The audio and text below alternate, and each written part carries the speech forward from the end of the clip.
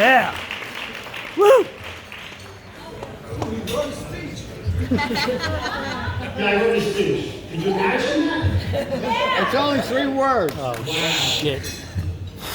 Hi, everyone. What are you doing tonight? Look at the old. Oh my God. I sent all these pictures in. I'm an old guy in my reading glasses. Can't help it. Yeah. Cindy, thank you for making the trip.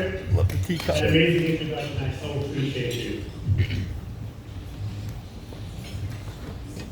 And until you stand up here in front of 400 people, you can only dream of what a moment like this is like. I've had a chance to pleasure to speak with 500 or so people for work. But those experiences don't quite prepare me. He said that would be next to mom. Like tonight. It is quite emotional. Before I begin my remarks, I'd like to first recognize our Hope honorees, Dr. Philip Yeager and Dr. Claire Riley.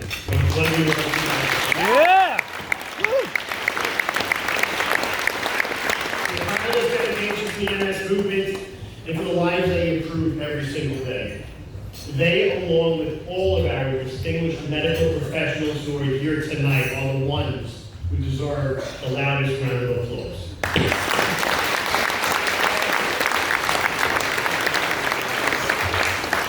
My MS journey has 4 defining intersections that have led to this evening's activities.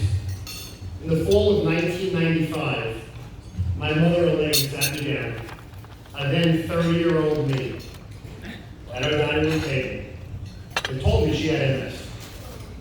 She told me she had been living with MS for more than 2 decades, but it was the first time she told me and my siblings. The second and third defining moments happened in the fall of 2006 when I joined the Society's Long Island chapter board. And the fourth defining moment happened a short 12 months later when Mom passed. It really is amazing how when you look back in life and reflect how it all comes together, how it makes sense, and how it puts you in a position where I'm standing in front of you tonight. When Mom sat me down in 1995, she said those words, "I have MS." She told me that I was embarking on fatherhood. Where are they? There they are. They're the kids. And thought it was important that I finally knew. Of course, I asked the typical oldest son, "What can I do? How can I help?" And she sat there and smiled in a typical Italian mom fashion and said, "Don't worry, nothing to do. I'll be fine." I let it go. Interestingly enough, not my personality. And I allowed her to be. But I spent a long time reflecting on the past 20 years prior to that. I thought back to the 70s when she was unwell, when my siblings and I would come back home from school, all under 10 years old. And I'd find her in bed or in a hospital. We had no idea what was wrong with her. Yet despite her struggles, she pushed through to care for us. Even during family vacations, I can only imagine the pictures that are up behind me right now. Thank God I'm looking this way. I'd be hysterical right now if I was looking the other direction. Those family vacations, we walked through Disney for 12 hours a day in that wonderful Florida August heat where she met me. I don't know how she managed it all, but as you grew older and she entered middle school and high school, I got to stop and look. There she is. Yep. Yep. She returned to school, earned her college degree, and became a paralegal. Unfortunately, as bad luck would have it, her MS worsened within a few short years and she had to stop working. Fast forward to 2006, I was asked to join the board of directors of Long Island chapter as the audit committee chair. This became the second defining moment in my journey. I accepted the role, it's been nonstop ever since. That experience opened my eyes to what MS truly entails. I realized that my mom had suffered in silence for most of her life. She never spoke about it, never sought support, and carried a terrible burden alone. The third defining moment also occurred in 2006 when I met Ann Dunn, who would later become my wife. Yeah! Woo! The picture is that. That's Christmas, obviously.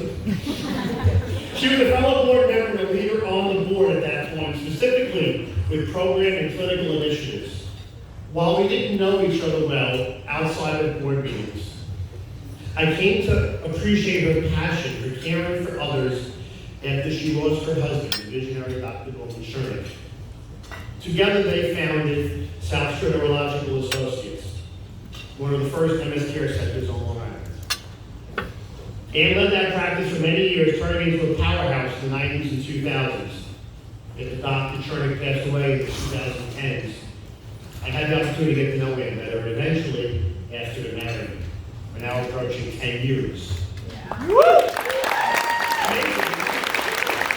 Since those early days, Ann has remained a pillar in the healthcare community and has continued her passion for MS along with me.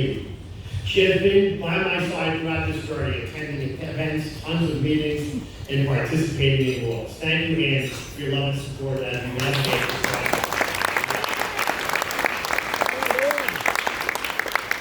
The last defining moment in my journey occurred 1 year after I joined the Long Island Board, a short 1 year. In 2007, Mom passed away at the early age of 63, 17 years ago last week. That loss motivated me to take action. I started my first walk team in her honor, learned how to fundraise, which I never thought I could do, took on more leadership responsibilities at chapter, and eventually joined the national board. I committed myself to ensuring that no one suffers in silence. Every day I am reminded of her throughout my journey with the society. I miss you and love you, Mom.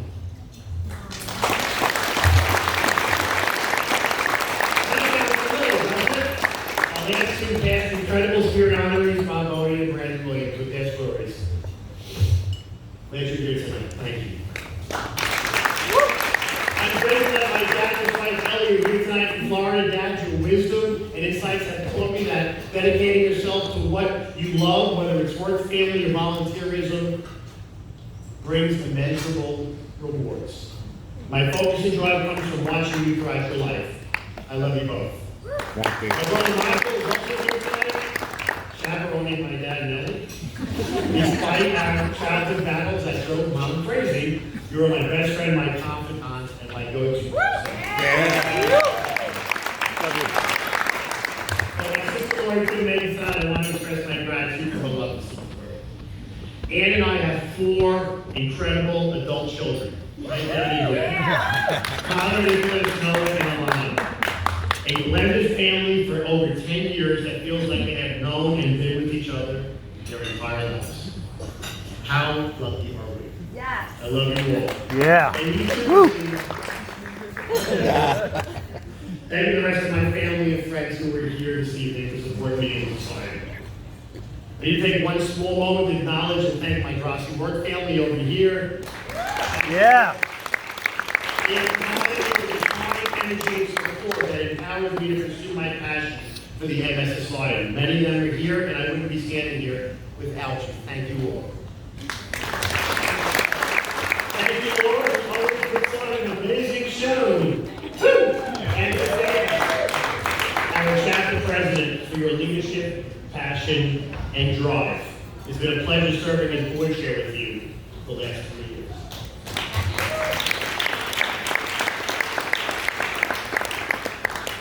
Okay, last few words. I have never imagined I would be standing here before all of you, receiving the 24 Spirit Award. I am truly humbled and quite frankly a bit embarrassed, although I kind of love people. To be up here today. Really? Never lost for words, Dave. Never know, right? This award represents a collective honor. It's easy to feel spirited, dedicated, and motivated when I'm surrounded by amazing society staff and by incredible individuals on our volunteer boards, both locally and nationally.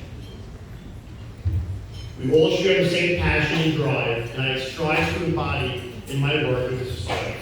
Many of them are here tonight, and I couldn't be prouder to serve alongside each and every one of you every single day. Enjoy the evening. Thank you all for this.